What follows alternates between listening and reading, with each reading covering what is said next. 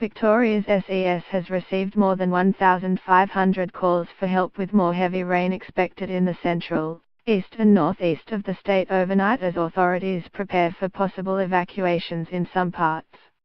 The state is enduring what the Weather Bureau says is an unprecedented deluge that could bring 3 months of rain in 3 days, with another 150 millimeters forecast to fall in some areas.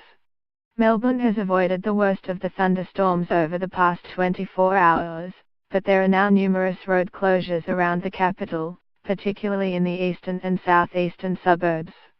Elsewhere in the state, emergency workers are paying particular attention to the northeast ranges, where significant flooding is expected and warnings have been issued for a number of rivers, including the Ovens and King Rivers, the Broken River, Severn and Castles Rivers, and the Kiwi River.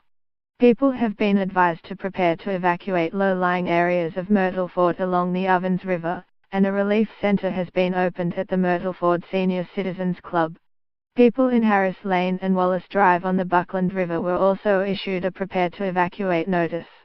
Authorities said properties could be inundated or isolated and the bridge could become impassable. Some homes have already flooded at Euroa, local Nationals MP Steph Ryan said.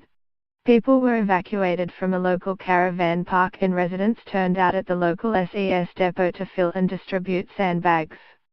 The town is very, very wet at the moment, Ms. Ryan said.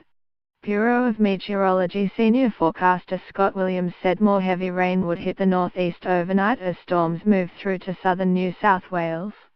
He said Melbourne would get more rain from about 6 p.m. onwards, with the heaviest rainfall expected around the Plenty River and Diamond Creek catchments. Minor flood warnings have been issued for the Yarra River and Dadyog Creek. Melbourne could see totals of 20–40 millimeters overnight, so the potential for flooding remains, the Bureau said. Melbourne's going to be a very wet place on Saturday night, and that rain will ease on Sunday morning, Mr. Williams said. Mr. Williams warned Victorians to continue to pay attention to the warnings. It takes time for water to get down into rivers and to flow to the lower parts of those rivers where population centres are, he said. Already there are numerous moderate flood warnings around Victoria for rivers.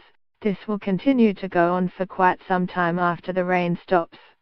SES State Agency Commander David Tuchek said more than 1,500 requests for assistance had been received since the start of the rain event, including from parts of Melbourne and locations such as Echuca and Euroa in the state's northeast. Generally it's been related to flooding more so than anything else, so sometimes it's been water coming up close to people's properties and there's been a lot of water coming in through gutters, windows and the like, he said. Some of the rainfall's lessened off around Melbourne parts, however we've certainly seen the rain continue in a very heavy fashion up around northeastern parts. The SES responded to 2 calls for help from people whose cars got caught in flood waters at Barmadam and Cathcar near Euroa early on Saturday.